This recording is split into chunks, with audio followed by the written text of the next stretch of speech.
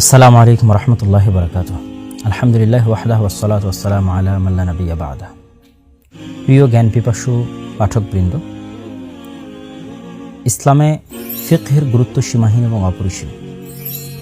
পবিত্র কোরআন এবং সহিহ হাদিস সঠিকভাবে বোঝার জন্য সাহাবায়ে কেরাম, তাবেঈন, ইমাম এবং সালাফে সালেহিনের বুঝ অনুযায়ী বুঝাই পৃথিবীতে সবচেয়ে নিরাপদ। আর পবিত্র কোরআন ব্যাখ্যার ক্ষেত্রে মুহাম্মদ সাল্লাল্লাহু আলাইহি ওয়াসাল্লামই সর্বশ্রেষ্ঠ ব্যাখ্যাকারক, যেহেতু সরাসরি আল্লাহ সুবহানাহু ওয়া তাআলা ওহীর মাধ্যমে তাকে পবিত্র কোরআনের বাস্তব প্রয়োগ শিখিয়ে দিয়েছেন। সেই দৃষ্টিকোণ থেকেই যুগে যুগে মুহাদ্দিসগণ তাদের গ্রন্থে ফিকহুল হাদিস এবং ফিকহুস সুন্নাহকে সবচেয়ে বেশি গুরুত্ব দিয়েছেন। যেমন ইমাম বুখারী রাহিমাহুল্লাহ, আবু দাউদ, নাসাঈ, তিরমিজি, তাদের সকলেই তাদের নিজ নিজ হাদিস গ্রন্থে হাদিস থেকে সরাসরি রাসূল সাল্লাল্লাহু আলাইহি ওয়াসাল্লামের বুঝ দিয়ে কোরআনের ব্যাখ্যা করাকে বেশি শ্রেয় মনে করেছেন এবং তাদের ফিকহকে তাদের অধ্যায়ের যে নামকরণ সেখান থেকে আমরা অনুভব করতে পারি বা বুঝতে পারি।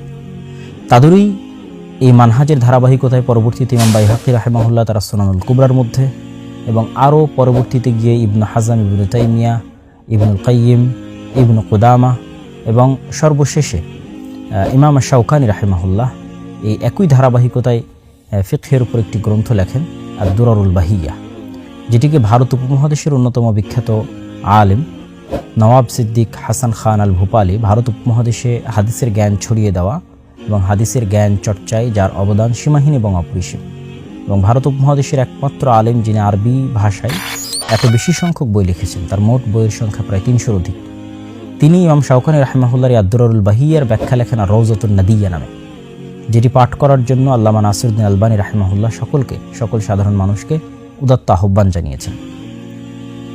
আলহামদুলিল্লাহ, আমরা জ্ঞান পিপাসু, জ্ঞান অন্বেষণকারী ছাত্র, পাঠক সকলের জন্য, গবেষক সকলের জন্য আমরা এই গ্রন্থটি বাংলা অনুবাদ সম্পন্ন করেছি। আপনারা দেখতে পাচ্ছেন ফিকহুস সালাফ নামে প্রায় 3 খণ্ডে আমাদের এই গ্রন্থটি প্রকাশিত হয়েছে মাকতাবাতুস সালাফ থেকে। এবং ফিকহুস সালাফ তথা সালাফে সালেহিনের ফিকহ, আমরা যদি ফিকহুল হাদিস, ফিকহুস সুন্নাহ এবং ফিকহুস সালাফকে একসাথে পেতে চাই, তাহলে এই বই আপনাকে অত্যন্ত সহজ এবং সাবলীল ভাষায় একটি মাসালায় 4 মাযহাব সহ অন্যান্য আলেমদের মতামত, তাদের বুঝ বা চিন্তার যে পয়েন্ট অফ ভিউ বা দৃষ্টিভঙ্গি সেটি তুলে ধরা, এবং তার পাশাপাশি কোনটি বিশুদ্ধ হতে পারে কোরআন এবং সহিহ হাদিসের আলোকে সেটিকেও তুলে ধরা। এই সবগুলোই অত্যন্ত সহজ এবং সাবলীল ভাষায় আপনি এই এক বইয়ের মধ্যে পেয়ে যাবেন। অতএব জ্ঞান পিপাসী ছাত্র ভাইদের প্রতি উদাত্ত আহ্বান থাকছে, আপনারা ফিকহুস সালাফ তথা আর রওজাতুন নাদিয়া নওয়াব সিদ্দিক হাসান খান ভূপালী রাহিমাহুল্লাহ কর্তৃক যে ব্যাখ্যা গ্রন্থ সেটি পাঠ করুন এবং ফিকহের ক্ষেত্রে ফিকহের জ্ঞানের অনাবিল যে জ্ঞান, সে জ্ঞানের সাগর থেকে যতটুকু আপনাদের পক্ষে মণিমুক্ত আহরণ করা সম্ভব ততটুকু আহরণ করার চেষ্টা করুন। আল্লাহ সুবহানাহু ওয়া তাআলা আপনাদের বরকত দান করুক। আল্লাহুম্মা আমিন। আসসালামু আলাইকুম ওয়া রাহমাতুল্লাহি ওয়া বারাকাতুহু।